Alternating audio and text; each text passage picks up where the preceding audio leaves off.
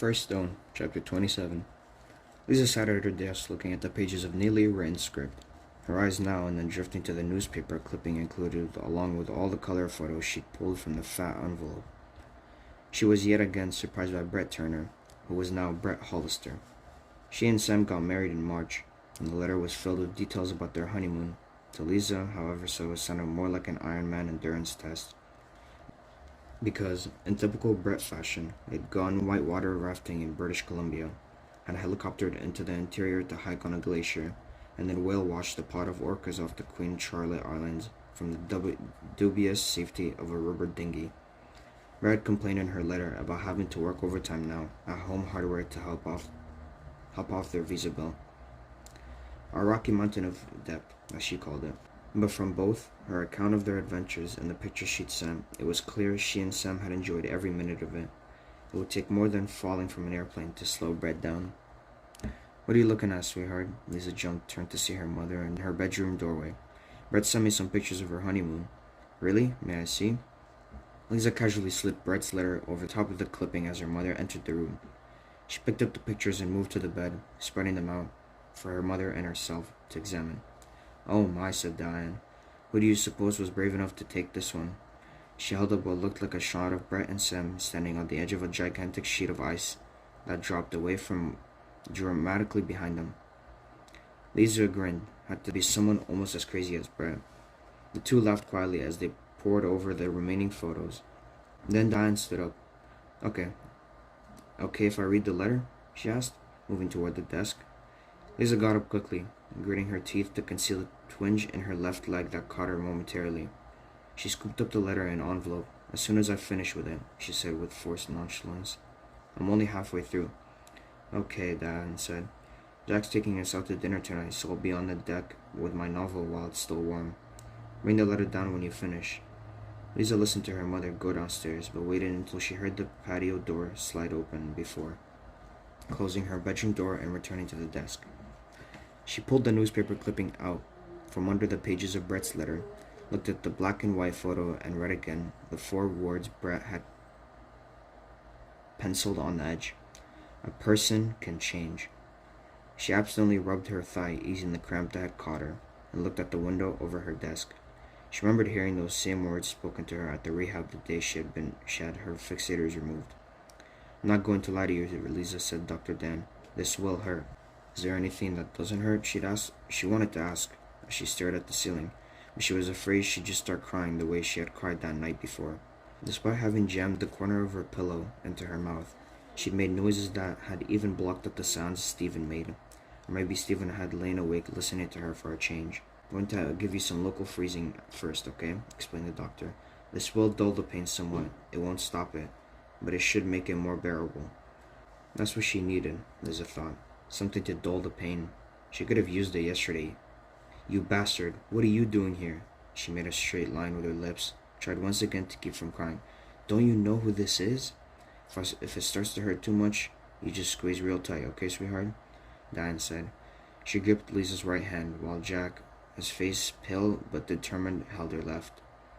"That's what my husband told me the night I gave birth to our first son," the nurse offered as she passed the doctor the needle. "Did it work?" he asked. The nurse laughed softly. "I nearly broke his hand," she said. Lisa tried to let their small talk do its job, get her mind off things, not the medical procedure they were involved in, moving her fixators. But the drama that had unfolded before the previous day, is this some kind of joke? Wanted to forget the shock, the deception, the betrayal. "That monster is the one who put you here." "Everything's okay?" the doctor asked. Lisa nodded. "Get that goddamn son of a out of my daughter's room." "Everything's wonderful," she lied. The procedure took less time than Lisa would have expected. Of course she had no idea just what to expect anymore. She'd learned you really couldn't depend on anything, or anyone. "All finished," the doctor said as he placed the last piece of metal pins on the tray. "Sheila here is going to dress the pin sites again. You're going to notice quite a difference in the healing process once the holes begin to close over." Lisa would think of those words often the rest of the morning. Think about the holes that weren't drilled through skin and bone. Holes you could see and holes you couldn't. Holes you didn't know could ever close over, would instead remain red and raw, would ooze pus and grow leathery tissue around the edges that would only crumble and decay. Perhaps there were things you could depend on after all. death and decay, and disappointment. When she returned to her room, and Jack and her mother stepped out for lunch, she finally allowed the tears to come, and they kept coming, gulping sobs clawing at her throat, making her shudder. She was reaching for yet another tissue to dry her eyes and blow her nose when one handed to her. She looked up. "I'm sorry, Lisa," Reef whispered hoarsely, if anything. He looked worse than she did, as if she had something of his own surgically removed. "Go away," she moaned, turning her face toward the window. "Lisa," it was Brett's voice. "You need to hear him out. He's been calling. He was downstairs with me all morning. He really didn't know who you were. Honest." Lisa stared at the window across the room from her back an iron bar. "Does that even matter?" she asked. "He did this to me," and then she was sobbing. "Yes, I did that to you." Something seemed to clutch at the voice behind her, and the rest came out sounding strained. "I'm so sorry. You gotta believe me." The voice caught again, and there was silence for a moment before it continued. "But the guy who did that isn't the guy who's here now. A person can change." "What in the hell do you think you're doing?" Lisa turned to see her mother enter the room. Except that enter didn't describe her movement. She advanced into the room, took the room like a general would take an enemy camp, thrusting herself between her daughter and Reef. She lowered her voice, but the intensity of emotion was the same as if she shouted the words. "You get out of this room and stay out, or I'll call the police." "Please," Reef began. "And if I ever see you near my daughter again, or if you ever try to contact her, I'll make sure you end up where you should have gone in the first place. Do you hear me? I just want to. No one wants you here," she screamed. "Is that clear?" She picked up the phone on Lisa's bedside table and began pressing numbers. "You've done all the damage to this family you're ever going to do," she spoke into the phone. "I'd like the police. I want to report." "Fine," he shouted. "I'm out of here."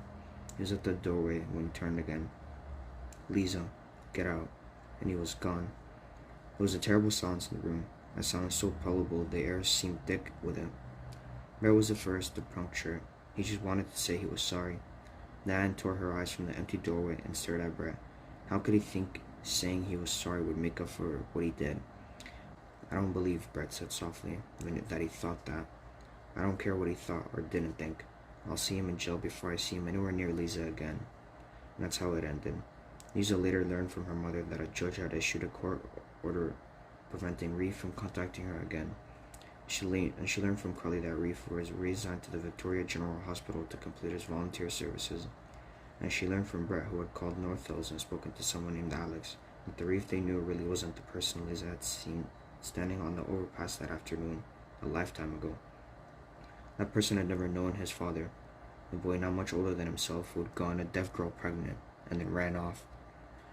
Nor did that person know his mother, whose world of silence had kept her prisoner within herself, till the boy's attention had drawn her out, and then betrayed her. She'd wasted away, barely pushing the scrawny baby out of her body before leaving it herself. That baby became the focus of his grandfather's anger, the reason for their poverty, the justification for every drink, the root of every rage. That baby became frightened, angry boy who lost his grandmother to a disease you couldn't see, the boy who was then shunted from one foster home to another, one school to another. That was the person on the overpass, not the person who had sat with her, taken her for walks, taught her how to play poker, reminded her it shouldn't have hurt to laugh again. There had even been times during the rest of her rehab when she'd considered calling him herself. There had even been times after she returned home that she'd picked up the telephone book and turned to the ends to find the North Hills number. But something had stopped her. Some part of her that couldn't forget the rock and the windshield and the cars that slammed into her. The sounds that she still heard sometimes at night, still made when the nightmares came too close, and got too real. She could not forget that, would not excuse what happened to her, what was still happening to her. And the last Sunday, her mother had convinced her to go to church with her and Jack. The first time she'd attended since Ellen's funeral. She'd sat there bored as usual, seeking a distraction to get her mind off the hard pew that cut off the circulation in her legs and made the left one throb. Her eyes were drawn to the stainless glass windows, drawn to the thousands of fragments, the shards of the color that combined to form scenes and symbols and words. And it was at that moment that she heard words of the minister as he preached about forgiveness from the book of John. "And when the scribes and the Pharisees dragged the adulterer to the temple to be punished, Jesus said, 'Let the person who is without sin cast the first stone.'" Lisa picked up the clipping again, looked at the black and white photo, and those 4 penciled words, one more time.